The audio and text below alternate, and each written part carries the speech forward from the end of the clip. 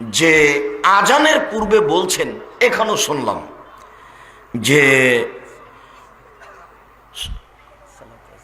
আসসালাতু ওয়াসসালামু আলা নবী মুহাম্মদ, আসসালাতু ওয়াসসালামু আলা নবীল উম্মিন। এটা 2-3 বার বাক্য বলার পরে আজান শুরু করছে।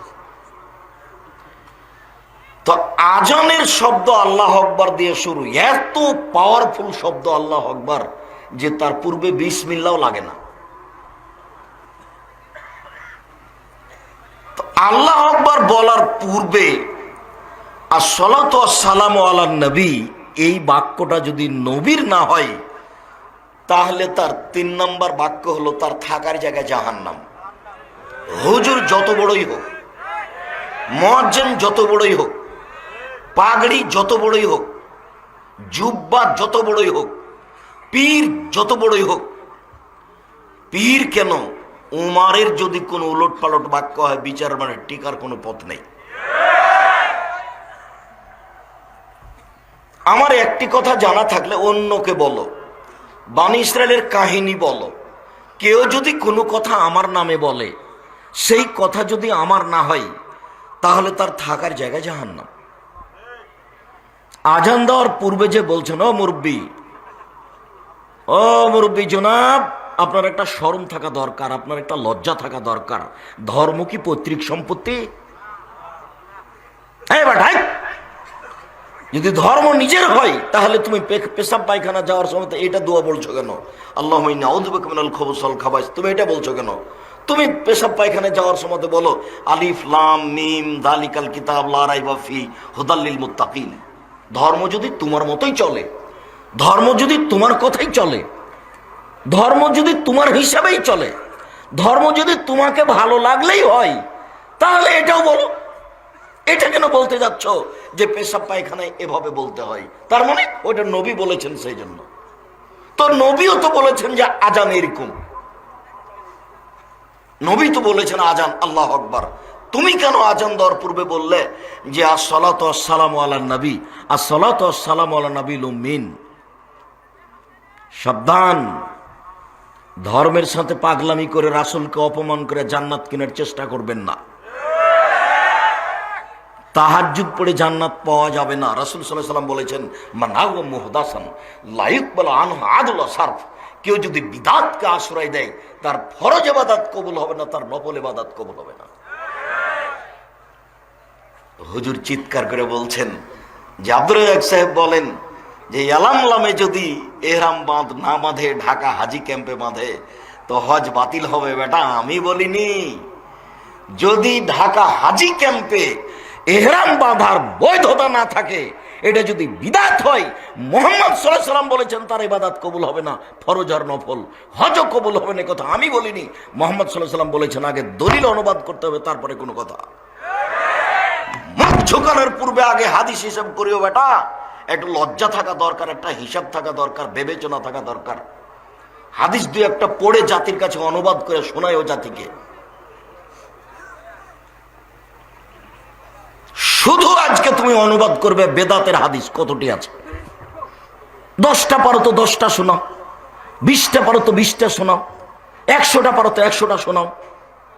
ঘুম থেকে উঠে জাতির সামনে দাঁড়িয়ে গেলেন, রংপুর, দিনাজপুর, খুলনা, তারপর 3 ঘন্টা এই বিষয়ে আলোচনা করলে আরো 2 দিন লাগবে। এটা তো হবে না। ও তো রাসূল সাল্লাল্লাহু আলাইহি ওয়াসাল্লাম বলেছেন যে কেউ যদি বিদআতকে আশ্রয় দেয় তাহলে তার ফরজ ইবাদত কবুল হবে না, নফল ইবাদত কবুল হবে না। হাদিস বুখারী মুসলিম, আবু দাউদ, নাসাই, তিরমিজি, ইবনে মাজাহ, বাইহাকি, দারিমি, দাইলামি, দারিকুতনি, মুসলিম সাহিবা, সহিহ হিব্বান, সহিহ আওয়ানা, মুসনাদে হাকিম, মুসনাদে বাজ্জার, মুসনাদে ইয়ালা, যত হাদিস গ্রন্থ আছে সব হাদিস গ্রন্থে আছে। অতএব সম্মানিত দিনী ভাই বোন, ধর্মের কথা যারা প্রচার করেন তাদের খুব সাবধান হওয়া দরকার। মুখ দিয়ে যেটা আপনি বের করেছেন সেটা যদি নবীর না হয় তাহলে আপনার কি হবে? আমি আপনার ব্রাহ্মণবাড়িয়া কসবার আল্লাহুম্মা সাল্লি আলা সাইয়্যিদিনা মাওলানা নাবিয়ানা মুহাম্মদ এটা বন্ধ করতে আসিনি। আমি আপনাকে বলতে এসেছি এটা যদি নবীর না হয় তাহলে আপনার কি হবে? এইটুকু আপনাকে বলতে এসেছি, আপনি মানলেন কি আর না মানলেন কি? মানুষই তো জাহান্নামে যাবে না, গরু ছাগল যাবে?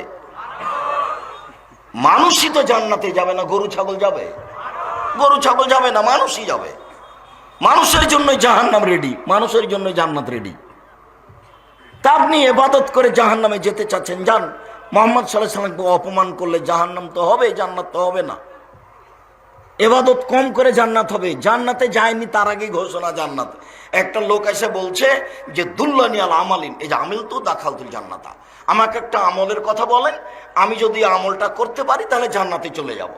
তখন আল্লাহ রাসূল বলছেন যে 5 ওয়াক্ত সালাত আদায় করো, ফরজ সিয়াম আদায় করো, যাকাত দাও, হজ করো, এরকম কয়েকটা কথা বলতে লোকটা এবার চলে যাচ্ছে আর বলছে ওয়াল্লাহি, আল্লাহর কসম লা জাদালা হাযা ওয়ালা আন কসমিনহু, আল্লাহর কসম আমি এর কমও করব না, এর বেশিও করব না। আল্লাহর কসম এর কমও করব না, এর বেশিও করব না। জানেন কি, ও জোহরের 6 রাকাত সুন্নাত পড়বে না, ও ফজরের 2 রাকাত সুন্নাত পড়বে না। বলছে আল্লাহর কসম আমি এর কমও করব না, এর বেশিও করব না। তাহাজ্জুদও পড়বে না। তখন আল্লাহ রাসূল বলছেন মান সাররা ইয়ানজুরা ইলাল জান্নাহ ফালইয়ানজুর ইলা হাজা। শোনো শোনো শোনো শোনো, কেউ যদি জান্নাতি দেখতে চাও, এই দেখো এই লোকটা জান্নাতি, এই দেখো এই লোকটা জান্নাতি। হাদিস বুখারী মুসলিম। রাসূল সাল্লাল্লাহু আলাইহি সাল্লামের সুন্নাতকে মেনে চললে ফলাফল সহজ, রাসূল সাল্লাল্লাহু আলাইহি সাল্লামের সুন্নাতকে মেনে না চললে ফলাফল ভয়াবহ। পৃথিবীর মানুষ, আমার একটি কথা জানা থাকলে অন্যকে বলো। 2, বনী ইসরাইলের কাহিনী বলো। 3, কেউ যদি কোনো কথা আমার নামে বলে, সেই কথা যদি আমার না হয়, তাহলে তার থাকার জায়গা জাহান্নাম। এখন মুকশিদুল মুমিনিনের বইয়ের প্রথম দিকে আছে, কে যদি 1 ওয়াক্ত নামাজ কাজা করে তাহলে 80 হোক বা জাহান্নামে থাকতে হবে। এবার ওই যদি এখন রাসূলের কথা না হয়, তাহলে ধর্ম তো সহজ নয়। আপনি যেভাবে মনে করেছেন সেভাবে নয়। ধর্ম একজন মানুষের নামে চলে, একজন মানুষের কথাতে চলে, যার নাম মুহাম্মদ সাল্লাল্লাহু আলাইহি সাল্লাম। পৃথিবীর কোনো মানুষ দিয়ে চলে না ধর্ম। আব্দুর রাজ্জাক সাহেব মধ্যের বাক্যটা যে বললেন বনী ইসরাইলের কাহিনী, ওখান থেকে আমাদের একটু বলেন তো বনী ইসরাইলের কাহিনী বলতে কি? একটু দেখেন তাহলে বনী ইসরাইলের কাহিনী বলতে কি। যেমন হাজার হাজার বছর পূর্বের কোনো কাহিনী যেটা আমাদের উপকারে আসবে, তার নাম বনী ইসরাইলের কাহিনী। অবশ্যই তা সত্য হতে হবে। মিথ্যে যদি হয় তাহলে আবার হুজুর জাহান্নামে গেছে। তো সত্য কাহিনী কি? আবু হুরায়রা রাদিয়াল্লাহু তাআলা আনহু বলেন, রাসূল সাল্লাল্লাহু আলাইহি সাল্লাম বলেছেন লাম ইয়াতাকাল্লাম ফিল মাহাদি ইল্লা সালাসা। পৃথিবীতে মাত্র 3 জন দুধের বাচ্চা মায়ের কোলে কথা বলেছে। দুধ খেতে খেতে শিশু বাচ্চা মায়ের কোলে কথা বলেছে। 1 ঈসা, 1 নম্বর হলো ঈসা আলাইহিস সালাম। দুধের বাচ্চা মানব সমাজে নিয়ে এসেছেন মারিয়াম। জনগণ দেখে বলছে ছি ছি ছি ছি ছি ছি, এর বাপ কত ভালো মানুষ, এর মা কত ভালো মানুষ, এর জেনার সন্তান নিয়ে এসেছে।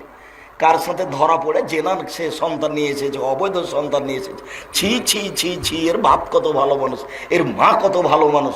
উনি নিজেও বলছিলেন যে আমি সন্তান জাতিকে কি দিয়ে বুঝাবো, কুনতু নাসিয়াম মানসিয়া, আমি যদি মিটে যেতাম সমাজ থেকে, কেউ জানতো না যে পৃথিবীতে মারিয়াম আছে, আমি যদি এরকম হয়ে যেতাম তাহলে কত ভালো হতো।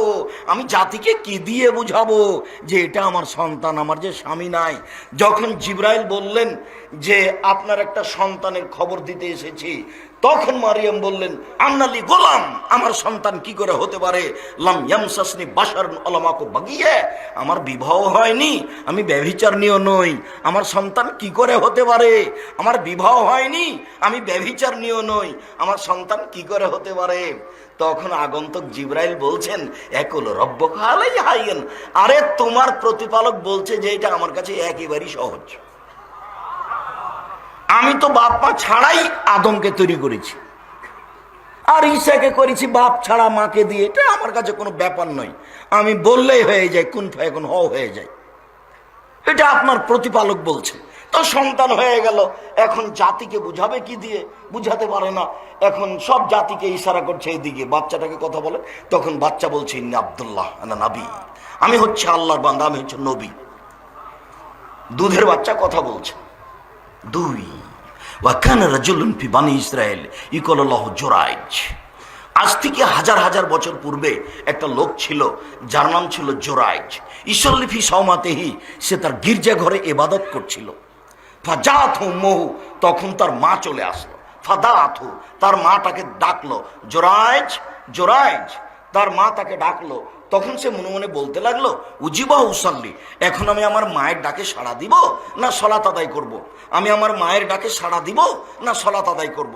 এরকম একটু বলতে বলতে দেরি হয়ে গেছে। তখন তার মা বলছে, আল্লাহুম্মা লা তুমি তুরিহু জুহাল মুমেশাত, আল্লাহ তুমি আমার এই ছেলের মরণ দিও না পতিতালয়ের মহিলার মুখ দেখা পর্যন্ত। আল্লাহ এই ছেলে যেন না মরে কোন একটা বদ মহিলার সাথে দুর্ঘটনা না হয়ে। মা বলে চলে গেলেন। একটুতে মার মন খারাপ। যেতে না যেতেই ইমরা, একজন মহিলা এসে তাকে বলছে যে আপনি আমার সাথে জেনা করেন। ফাআবা, তিনি তখন মুখটা ঘুরিয়ে বলছেন, ছি ছি ছি ছি ছি ছি, তুমি বলো কি? তুমি আমার সাথে জেনার কথা বলো মানে? ফাতাতি রাইয়া, তখন মহিলা এক রাখালের কাছে আসলো। ফাম কানাতহু, মহিলা রাখালকে চেপে ধরলো, তার সাথে অন্যায় করলো। ফাওয়ালাদাত গোলামান, তার সাথে জেনায় করে একটা সন্তান জন্ম দিল। সন্তান যখন জন্ম নিল তখন মহিলা বলল যে হুয়া মিন জোরাইজ, এই বাচ্চাটা হলো জোরাইজের। ফাতাহু, জনগণ গির্জা ঘরের পাশে আসলো। ফাকাসসারুহ, তার গির্জা ঘরকে ভেঙে একবারে ধুলা ধুলা খান খান করে দিল। ওয়ানজালুহ, তারা তাকে গির্জা ঘর থেকে টেনে হেঁচড়ে রাস্তায় নামিয়ে দিল। ওয়াসাব্বুহ, তারা তাকে অকথ্য ভাষায় গালি দিতে লাগলো, যার যা মনে লাগে। হ্যাঁ বেটা, তুমি গির্জা ঘরে ইবাদত করো আর জেনা করো, যার সন্তান হলো এইটা, সবাই স্বাভাবিকভাবে মন খারাপ করবে, যা হওয়ার তাই হলো। ফাকামা, জোরাইজ দাঁড়ালেন। ফাতাওয়াদ্দা, ওযু করলেন। ওয়াসাল্লা রাকাতাইন, 2 রাকাত সালাত আদায় করলেন। ফা আতাল গোলামা, এবার দুধের বাচ্চার কাছে আসলেন। দুধের বাচ্চার কাছে এসে বলছেন, মানাবুকা, ও দুধের বাচ্চা, বলো তো তোমার বাপকে? তখন দুধের বাচ্চা বলছে, আবিয়া রাই, আমার বাপ হচ্ছে রাখাল। কালো, জনগণ বলল, নাবনি সাওমাতাকা বিযাহাব, শোনেন জোরাইজ, আপনার গির্জাঘর আমরা স্বর্ণ দিয়ে বানিয়ে দেব। তখন জোরাইজ বললেন, লা ইল্লাদ্দিন, আমার গির্জাঘর স্বর্ণ দিয়ে বানাতে হবে না, মাটি দিয়ে বানাতে হবে, যাহাই ছিল তাহাই করিতে হইবে। হাদিস মুসলিম। এরলাম বানি ইসরায়েলের কাহিনী। ছেলে একটু বাইরে দেখো তো, যারা একটু হইচই করছে তাদের একটু হইচই বন্ধ করো তো, যারা তোমরা দায়িত্ব পালন করছো। যারা আশেপাশে হইচই করছে তাদেরকে দূরে বিদায় করে দাও। যারা দোকানপাটে আছেন তাদেরকে আমি অনুরোধ করছি, কিছুক্ষণ কথা লেনদেন ক্রয় বিক্রয় বন্ধ করুন। এর নাম বানি ইসরায়েলের কাহিনী। এই হাদিসে আমাদের বোঝার কি আছে? এই হাদিসে আমাদের বোঝার আছে, জীবনে কোনোদিন ছেলে মেয়ের জন্য বদদোয়া করবেন না। ছেলে মেয়ে যদি আপনাকে মারে, আপনাকে গালি দেয়, আপনার হাত পা ভেঙে দেয়, তবুও আপনি আল্লাহকে বলবেন না, আল্লাহ তুমি এই ছেলেকে ধ্বংস করো। ছেলেকে বলবেন না, তোকে ত্যায্য পুত্র করলাম, তোকে ত্যায্য পুত্র করলাম, তুই বাড়ি থেকে বের হয়ে যা, তোকে জমি দিব না, এই করবো না সেই করবো না, কিছু বলবেন না। তাড়াহুড়া করে ওযু করে ভিতরে ঢুকে 2 রাকাত সালাত আদায় করে আল্লাহকে বলেন, আমাকে ছেলে ফিরিয়ে দাও। আমি তো এই ছেলে চাইনি, আমি অনেক কষ্ট করে ছেলে মানুষ করেছি, তুমি আমাকে ছেলেকে ফিরিয়ে দাও। কান্নাকাটি করে চোখের পানি ঝরিয়ে বলেন। একটু পরে ছেলে এসে পা ধরে ক্ষমা নিবে, দিয়ে বলবে, আব্বা আমার ভুল হয়েছে, জীবনে আপনার সাথে এই আচরণ করব না। কথা মনে হয় বুঝাতে পারলাম না। জীবনে কোনোদিন পরস্পর সবকে বলে দিবেন, ছেলে মেয়ের জন্য বদদোয়া করবেন না। 1 নম্বর শিক্ষা এখানে।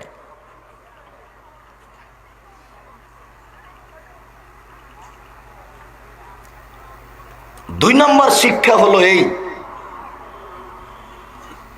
বাপ মায়ের দোয়া কবুল হয় বলার সাথে সাথে উপরে লেগে যাবে, মধ্যে কোনো এর নাই, অন্তরাল নাই, আর নাই। তিন নম্বর হলো যে সবচেয়ে জঘন্য কাজ মানুষকে অপমান করার, নিচে নামিয়ে দেওয়ার এই অশ্লীল ঘটনা। চার নম্বর হলো মানুষ যদি বিপদে পড়ে তাহলে সুন্দর করে ওযু করে 2 রাকাত সালাত আদায় করে কান্নাকাটি করে আল্লাহকে বললে আল্লাহ হাতে হাতে শুনে নেবেন, তার প্রমাণ এটা। এদেশে একটা বই পাওয়া যায় উপদেশ, নাম শুনেছেন? নাম শোনেননি? উপদেশ।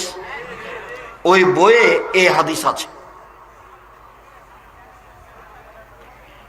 আপনি যদি এখন মনে করেন আব্দুর রাজ্জাক সাহেব আপনি লিখেছেন, আপনি পড়েন, তা আমি কি করতে পারি বলেন? আপনার বাড়িতে বই আছে, কি করলে কি হয়?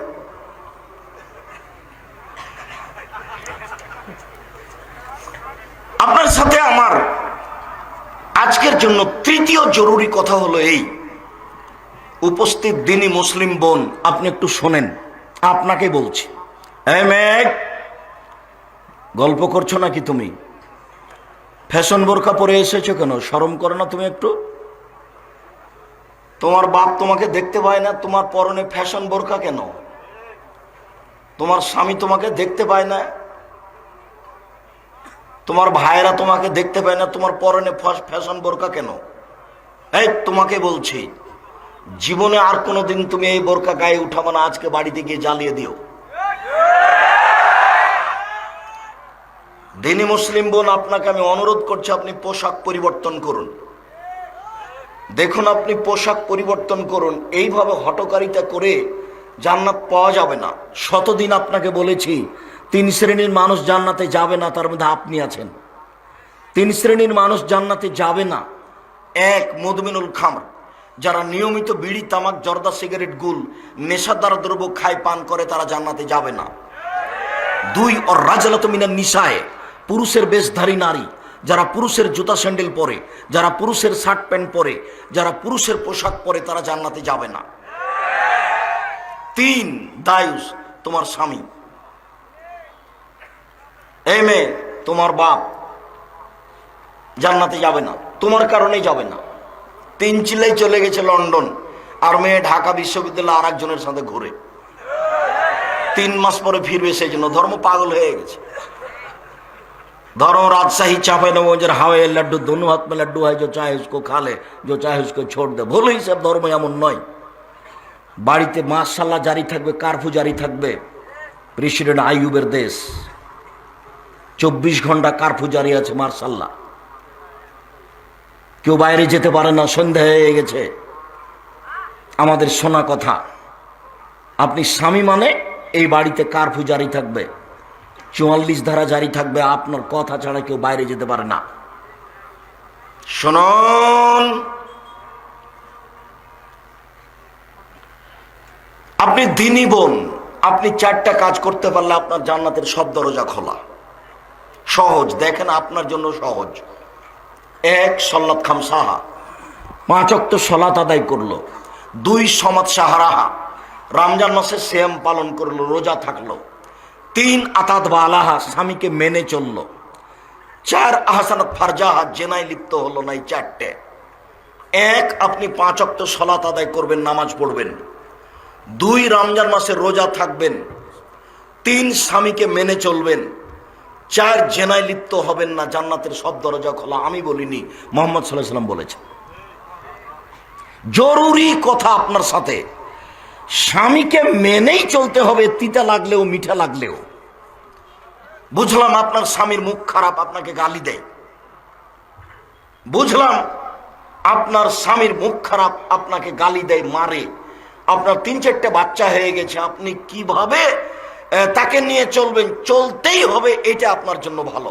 আমি আপনার দিনী ভাই হিসাবে, আমি আব্দুর রাজ্জাক বিন ইউসুফ, আপনি আমার দিনী বোন, আপনাকে আমি বলছি, আপনি স্বামীকে মেনে নেন, তার সাথে কথা বলেন। সপ্তাহ সপ্তাহ কথা বলেন না। রান্না বান্না করার পরে মেয়ের হাতে ভাত পানি স্বামীর ঘরে দিয়ে পাঠান, এটা কোন অভ্যাস। আবার যদি আপনার কাছে 1 গ্লাস পানি চাই, তাহলে 1 গ্লাস পানি সামনে নিয়ে এসে ফ্যাকস করে রেখে এভাবে হেঁটে চলে যান। এবার হবে না। স্বামীকে আপনাকে মেনেই চলতে হবে, এটা আমার জরুরি অনুরোধ। কথা আল্লাহ নবী বলছেন। শেষ পর্যন্ত যদি দেখেন চলবে না, তাহলে আপনি খোলা তালাক করেন, কোনো সমস্যা নেই। আপনার স্বামী যদি তাহাজ্জুদ পড়ে তবু আপনি খোলা তালাক করতে পারেন। আপনার স্বামী যদি মাসে কোটি টাকা ইনকাম করে তবু আপনি খোলা তালাক করতে পারেন। আপনি কাজীকে গিয়ে বলবেন, চেয়ারম্যান মেম্বারকে বলবেন, আমি তার সাথে ভাত খাবো না, সংসার আমার বিচ্ছিন্ন করে দেন, বাস একটা খোলা তালাক লিখে দেওয়া হবে। আপনি তার 30 দিন পর আর এক জায়গাতে বিবাহ বসেন। কিন্তু এইভাবে স্বামীর সাথে কথা না বলে, মাস মাস কথা বন্ধ করে এইভাবে সংসারে চলে না, এই সংসার চলবে না। আপনি স্বামীকে মেনে চলেন, তিতা লাগলেও মিঠা লাগলেও। 4, জেনা যদি হয়েই থাকে তাহলে তোবা করেন, অতীতে যা জেনার পাপ হয়েছে সব আল্লাহ আবার নেকিতে উল্টিয়ে দিবেন। এটা উনি পারেন, তিনি সর্বশক্তিমান। আজ থেকে যদি আপনি, আমি, সারা পৃথিবীর মানুষ এই জেনার মতো অশ্লীল কাজকে বন্ধ করতে পারে, আল্লাহ তাআলা বলছেন ওয়ানাহা নাফসা আনিল হাওয়া ফাইনাল জান্নাতা হিয়াল মাওয়া। পৃথিবীর মানুষ শুনে রাখো, তোমরা যারা অশ্লীল কাজকে বন্ধ করতে পারবে, আমি আল্লাহ তোমাদেরকে জান্নাতুল মাওয়া দিয়ে দিলাম। পৃথিবীর মানুষ, আমি ঘোষণা দিয়ে দিলাম তোমাদের জন্য জান্নাতুল মাওয়া রেডি করেছি, যারা যারা অশ্লীল কাজ বন্ধ করেছে। মুসলিম বোন, আপনি যদি অশ্লীল কাজ বন্ধ করতে পারেন, আপনার জন্য জান্নাতুল মাওয়া রেডি আছে, সব জান্নাতের দরজা খোলা। আর একটা কথা আপনার সাথে শোনেন, এদিকে শোনেন, কথা বলছেন নাকি এখনো? দেখেন আপনি, আপনার জন্য জান্নাত কত সহজ।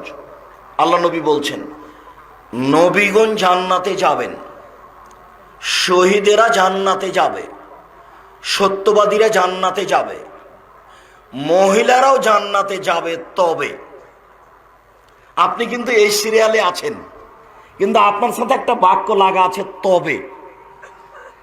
তবে যদি তারা স্বামীকে মেনে চলে, এইটা আল্লাহ রাসূল লাগিয়ে দিয়েছেন, আমাদের তো আর কিছু করার নেই। স্বামীকে মেনে চলতে পারে মহিলারা 3টা পদ্ধতিতে। 1, আল্লাহ রাসূল বলছেন স্বামীর সাথে কথা বললে হাসি মুখে বলে, এই অভ্যাস আপনাকে জরুরিভাবে করতে হবে। 2, স্বামী আদেশ করলে পালন করে। ভুলেও কোনো সময় বলবেন না, আপনার কাছে 1 গিলাস পানি চেয়েছে, আপনি বলবেন না যে ওখানে তো গিলাস আছে, পানি ঢেলে খান, এইভাবে বলবেন না।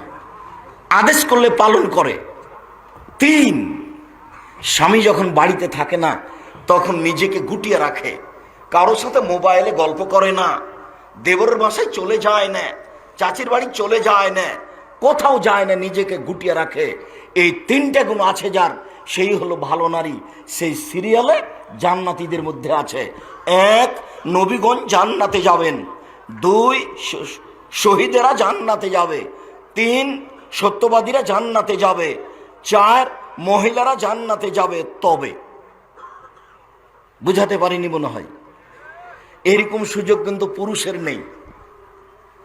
এরকম কোন হাদিস আপনার জন্য আমরা বলতে পারি না, আমার জানা নেই যে আপনার জন্য জান্নাত সহজ। কেউ যদি বলে, আব্দুর রাজ্জাক সাহেব থামেন থামেন থামেন, আপনার বক্তব্য একদিন শুনেছিলাম যে অজু করার পরে যদি কেউ বলে আশহাদু আল্লা ইলাহা ইল্লাল্লাহু ওয়াহদাহু লা শারীকা লাহু ওয়া আশহাদু আন্না মুহাম্মাদান আবদুহু রাসূলুহু, তাহলে জান্নাতের সব দরজা খোলা। হ্যাঁ, কথা তো ঠিক, ওটাও তো হাদিস বুখারী মুসলিমের, যে অজু করার পরে এই দোয়া পড়লে জান্নাতের সব দরজা খোলা। তো ওটা আপনার জন্য যা মহিলার জন্য তাই। বুঝাতে পারিনি মনে হয়। মানে আপনি যদি অজু করার পরে এই দোয়া পড়েন তাহলে আপনার জন্য জান্নাতের দরজা খোলা, আর আপনার বোন যদি এই দোয়া পড়ে তাহলে তার জন্য জান্নাত খুলবে না? সবার জন্য। তাহলে আপনার জন্য পৃথক কিছু নেই। মহিলাদের মান ভিন্ন, মহিলারা বুঝলো না, সেই জন্য গার্মেন্টসে চাকরি করে দাবি জানিয়েছে নারীবাদী। শিক্ষা নাই, দীক্ষা নাই, বুদ্ধি নাই, বিবেচনা নাই, হোস নাই, গায়েন নাই, কোরআন মাজিদ নাই, কিচ্ছু নাই, এটা দাবি ঠিক আছে। রাসূল সাল্লাল্লাহু আলাইহি ওয়াসাল্লাম বলছেন যে কেউ যদি 2 জন মেয়ের লালন পালন করে তাহলে আমি আর ওই লোকটা জান্নাতে থাকবো, এইভাবে। তখন আঙ্গুল দুটি জমা করে দিয়েছে। আবার বলেছেন কেউ যদি এতিমের লালন পালন করে সে লোকটা আর আমি জান্নাতে একসাথে থাকবো, এরকম। তখন 2টা আঙ্গুলের মাঝে একটু ফাঁকা রেখেছেন। না, কথা যে বুঝাতে পারলাম না, আবার বলতে হবে মনে হয়, বলতে হবে না? তার মানে মেয়েদের মান সম্মান অনেক বেশি। দুইটা মেয়ের লালন পালনের বিনিময় জান্নাত, আবার রাসূলের সাথে, আবার একসাথে, ফাঁকা নাই। আর ইয়তিমকে লালন পালন করলে রাসূলের সাথে থাকতে পাওয়া যাবে, তবে একসাথে নয়। এ দেখেন ফাঁকা, ওদের দাম বেশি। 10টা ছেলেকে যদি মাস্টার ডিগ্রি পাস করান, লন্ডন থেকে পড়িয়ে নিয়ে আসেন, 1 পয়সা লাভ নাই। কিভাবে লাভ? আব্দুর রাজ্জাক সাহেব, আপনি যে একদিন বলছিলেন যে ভালো ছেলে বাপের জন্য যদি দোয়া করে, তো ভালো ছেলে যদি বাপের জন্য দোয়া করে তো ভালো, তাহলে মেয়েও যদি বাপের জন্য দোয়া করে তো ভালো। কথা বুঝাতে পারিনি? সব সুবিধা মেয়ের কাছে, ছেলের কাছে সুবিধা নাই। আব্দুর রাজ্জাক সাহেব, ছেলেকে পড়াবো কেন? বাপ হয়েছেন এই জন্য। আমি তো বলেছি যে মেয়েকে শেষ পর্যন্ত বাপে উপার্জন করে খাওয়াবে। কি করে? ভিক্ষা করে। মেয়ে ভিক্ষা করতে যাবে না, মেয়ে গার্মেন্টসে যাবে না। মেয়ে রুজি উপার্জন করবে কে? বাপ। কি করে? বাপের জমিদারি করে। কি করে? বড় ব্যবসা করে। কি করে? কলা বিক্রি করে। কি করে? চকলেট বিক্রি করে। কিছুই পারে না তো কি করবে? ভিক্ষা করে করবে।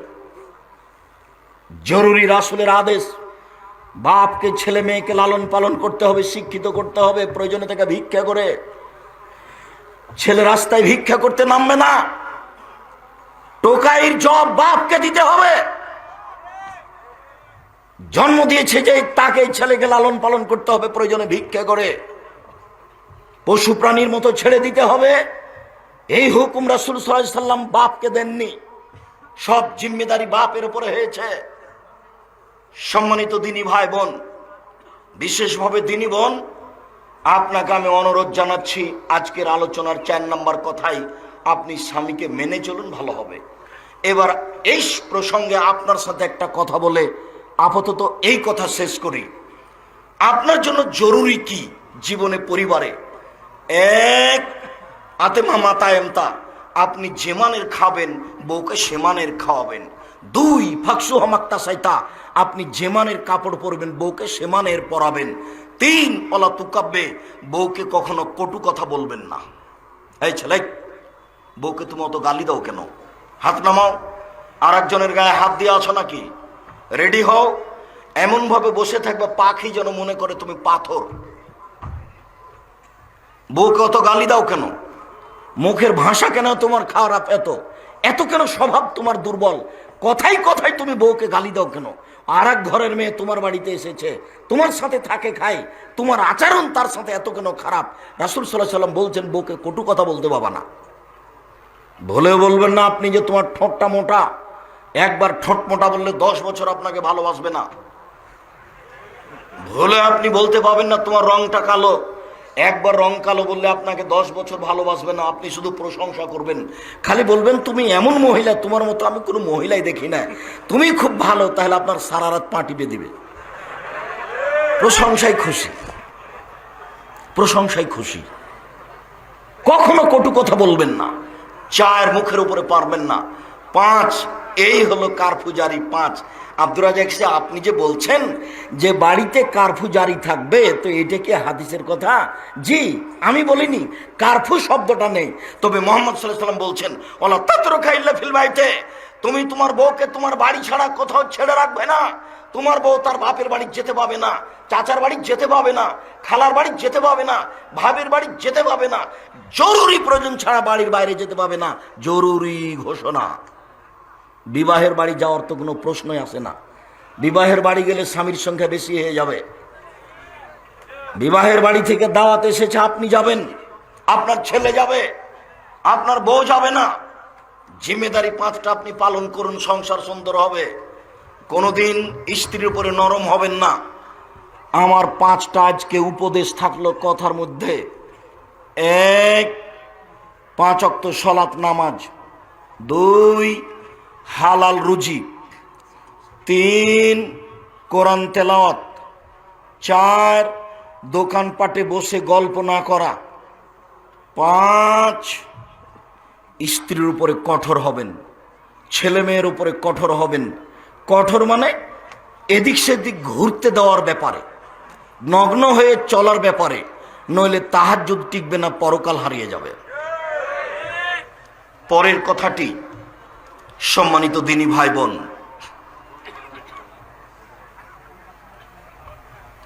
ইবাদতের জগতে সবচেয়ে দামি, শক্তিশালী, পাওয়ারফুল, ক্ষমতাধর ইবাদত হলো দান। দেখেন তো আল্লাহ বলছেন, ওয়াসারিউ ইলা মাগফিরাতিম মিন রাব্বিক ওয়া জান্নাতিন আরদুহাস সামাওয়াতু ওয়াল আরদ। তোমরা দৌড়িয়ে যাও ভালো কাজে, জান্নাতের দিকে দৌড়িয়ে যাও, যেই জান্নাতের ব্যবধান হচ্ছে আকাশ জমিনের ব্যবধান। উইদ্দাতুল লিল মুত্তাকিন, যে জান্নাত পরহেজগার মানুষের জন্য রেডি করা হয়েছে। কে পরহেজগার? আল্লাযীনা ইউনফিকুনা ফিস সাররাই ওয়াদ দাররাই, সচ্ছল অবস্থায় যে দান করতে পারে, অসচ্ছল অবস্থায় যে দান করতে পারে, তার জন্য প্রস্তুত। এই ছেলে, আমি লম্বা আলোচনা করব না, প্রথমেই বলেছি আপনি কিছুক্ষণ অপেক্ষা করবেন।